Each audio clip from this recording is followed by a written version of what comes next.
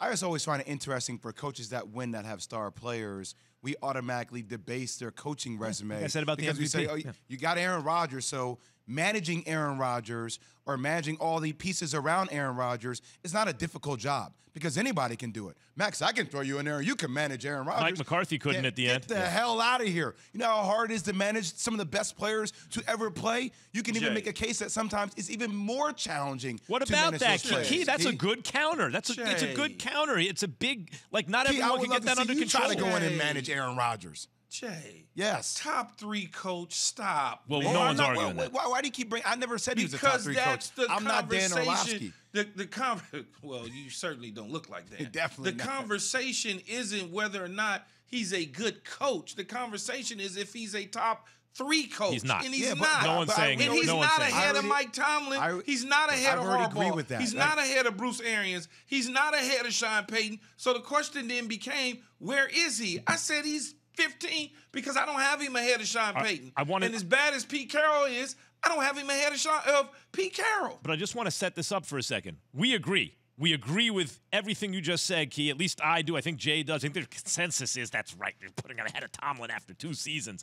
Harbaugh, Sean Payton. Yes. Aaron, like, we agree with that. But now you say 15. And I think most people would say he's not 3, but he's not 15 either. So, Jay, where do you put? God, I feel like he's right there like towards 10, like 9, 10. 9 or 10. Matt LaFleur is 9 or 10. Yeah, I mean, so like, we have 6 guys we agree immediately, plus McVay is 7.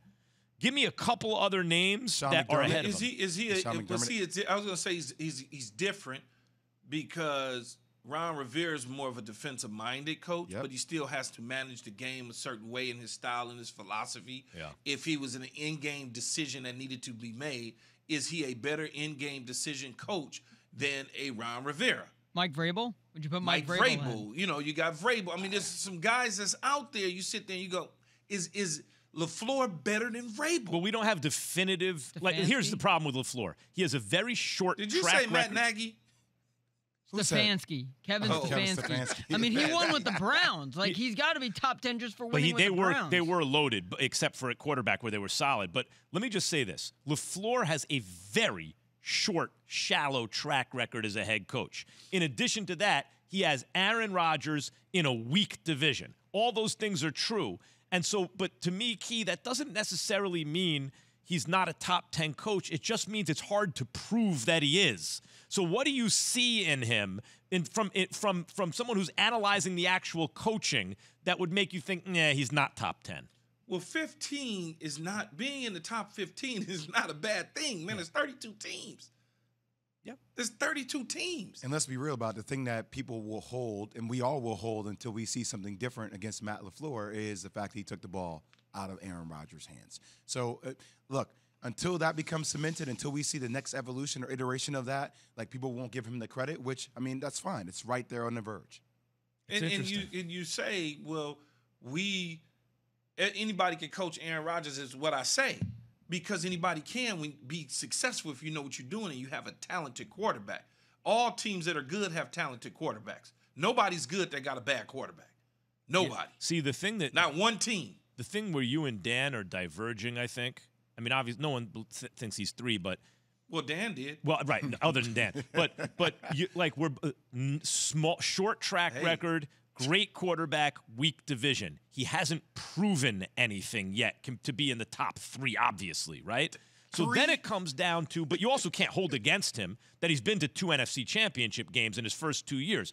So then it comes down to just an evaluation of the coaching, the decisions he makes, the team that you see, the way they perform. Dan is very high on it, and you are also, you think it's good, but you're not nearly as high as Dan. Right? What you see doesn't scream to you, oh, my God, this is amazing. I was going to let you finish, Max. I was going to let you finish and continue to go. And you mentioned NFC championship games in their first 2 years. You know, there's a guy who works with us that went to 2 AFC championship games in his first year. His name is Rex Ryan. Mm-hmm. He works with us. He was on the show when we had this conversation yesterday. Yep. And what did he say?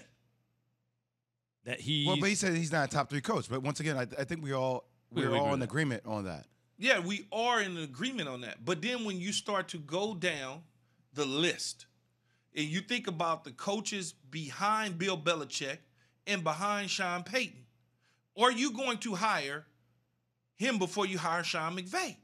Probably not. No. Not at this point. Are you going to hire him before you hire Sean McDermott? Probably not. That's a good question. Probably not. But yeah, look, I understand. Look, here's the other thing about being in a weak division with a great quarterback, and Tom Brady did this for years. We don't hold it against Belichick, but it is true. If you get the bye, all you have to do is win a single home game, and you're in the NFC Championship game. So when you frame it like that, now the coach gets some credit for getting the bye, but if you're in a weak division and you have Aaron Rodgers, and we've all seen what his record is against those other NFC North teams, you're going to get the bye. Teacher, can I speak? Please, Keyshawn. You said we don't hold it against Bill Belichick or Tom Brady, right, in the AFC East. But when they got to the playoffs, they got to play against the best that was left, whether it was Peyton Manning and the Indianapolis Colts or Ben Roethlisberger and the Pittsburgh Steelers, year in and year out. Mm-hmm. That was who they were going to go up against, or the Raiders at the time in the Tuck game or whatever. And guess what they did? They cashed in. Yeah. Mm-hmm. What has happened in Green Bay when they got there? They did not cash in. So far, yeah. No, I'm actually supporting your point, Key. I'm saying that once you get the bye, which is understandable with Rodgers in a weak division, all you got to do is win a single home playoff game. And then so suddenly when you say, hey, they're in the NFC Championship game, it's not as great as it sounds. I like Green Bay to go to the Super Bowl this year, but I also like Tampa. And if they do it this year, then great. It's set up for them to do, because they got the baddest dude on the planet at quarterback.